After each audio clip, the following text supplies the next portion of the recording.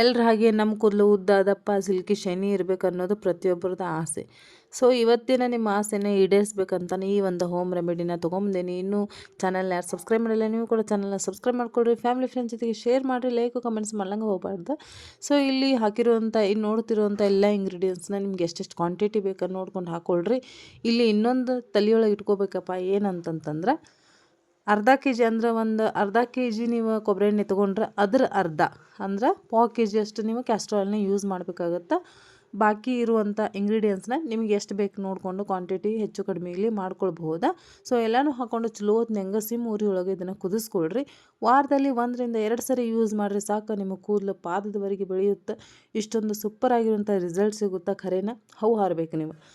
So ಫಟಾಫಟ್ ಅಂತ use ಮಾಡ್ಕೊಳ್ರಿ. ಈ ರಿಸಲ್ಟ್ ಹೆಂಗೆ ಬಂತಂತ ಕಮೆಂಟ್ ಮಾಡೋದನ್ನು ಮಾತ್ರ ಮರೀಲಿಕ್ಕೆ ಹೋಗಬೇಡ್ರಿ. Thank you so much. ಮತ್ತೆ ಸಿಗ್ತೀನಿ. ಜೈ ಹಿಂದ್.